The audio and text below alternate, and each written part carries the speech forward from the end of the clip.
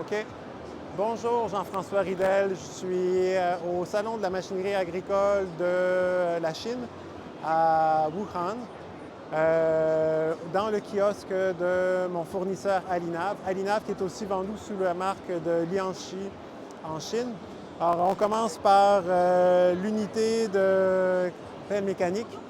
Donc, c'est la même tablette qu'on peut utiliser aussi bien pour l'autopilotage que le nivellement ou la pelle mécanique. Donc, cette même tablette, on peut la déplacer en installant les deux antennes sur ce qu'on appelle ici le boom.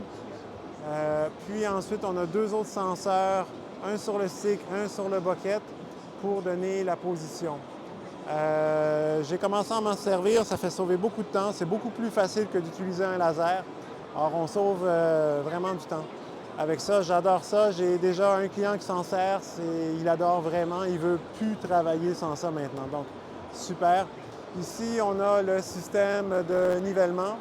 On va enlever la caméra qui est maintenant disponible en 3D. On a la première version qui m'a été montrée la semaine dernière, donc c'est tout nouveau pour avoir le 3D. Quelques trucs en plus, soit qu'on travaille avec deux antennes pour avoir le niveau, c'est quelque chose qui est possible. Puis ensuite, qu'est-ce qu'il y a de nouveau? Encore des modifications à venir. Alors j'ai hâte de voir où est-ce qu'on sera rendu dans le développement pour ce produit-là pour l'année prochaine.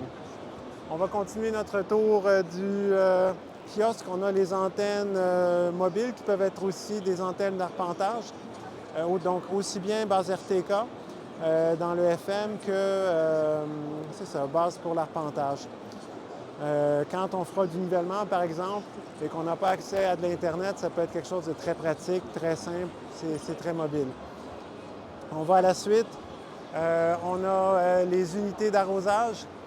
La technologie d'arrosage chez Alinav, on a pu la tester ces 2 dernières années. Puis on arrive à un point où est-ce que ça devient quand même très fiable, c'est le contrôleur. Le contrôleur peut supporter jusqu'à 11 sections. Ici, on a un ensemble à 5 sections qui inclut le capteur de pression, le débitmètre, puis une valve proportionnelle et une valve principale qui permet de retourner le liquide au brassage au besoin.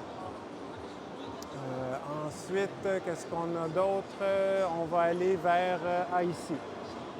Ici, on a le nouveau volant avec sur le côté pour enclencher le demi-tour. Alors si on clique, là je pense pas que ça va marcher, là, mais il faudrait embrayer le pilotage. Ah, il ne veut pas. Bon, peu importe.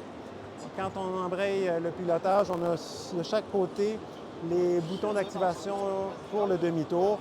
On a un nouveau design avec la boule intégrée au volant. Puis, prochaine innovation que j'attendais depuis longtemps, c'est la caméra.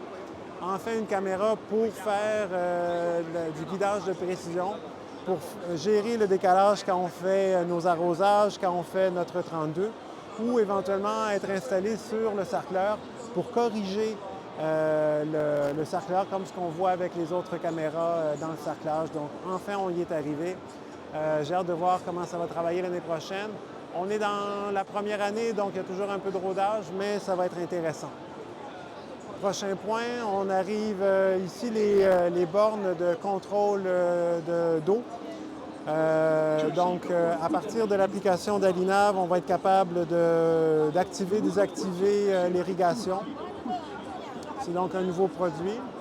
Et pendant qu'on est ici sur le système de pilotage, donc on a l'antenne intelligente, le nouvel écran, puis un petit peu plus loin, on voit une antenne avec un gyroscope qui, elle, pourra être installée on voit en haut, sur l'image, sur l'outil pour garantir un positionnement de l'outil avec plus de précision. Alors on arrive vraiment dans la ligue majeure des belles fonctionnalités pour aller chercher les derniers centimètres de précision. Il nous reste quelques kiosques à voir. On va commencer par les moteurs électriques pour l'entraînement des semoirs. Alinav avait quelques produits, alors, tranquillement ça évolue. Donc on a déjà un contrôle avec des contrôleurs et des moteurs électriques. Je ne sais pas si on est capable de le voir par ici, le moteur électrique. Alors moi, j'ai hâte d'essayer ça sur mon semoir à blé l'année prochaine. Ça va me permettre de mieux contrôler le débit directement à partir de mon écran. Puis ce sera vrai aussi si on veut l'intégrer sur des semoirs à maïs. On voit une unité de semoir à maïs. En passant, je pense que c'est une belle copie de Vaderstad pour les intéressés.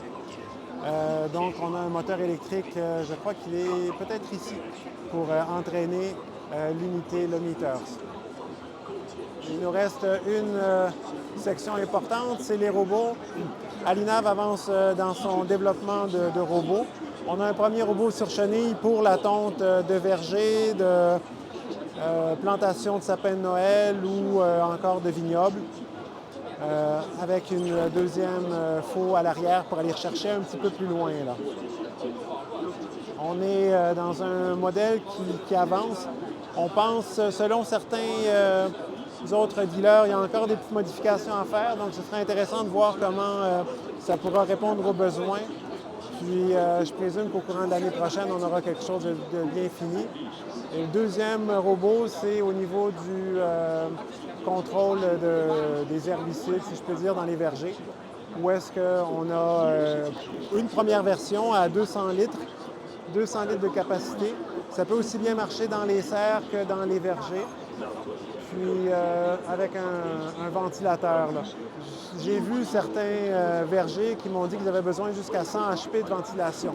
Or, on s'entend que ce n'est pas un modèle comme ça qui fera ce genre de choses-là, mais on est dans une première itération et c'est dans la direction où est-ce que l'industrie s'en va. Merci pour votre temps et à bientôt.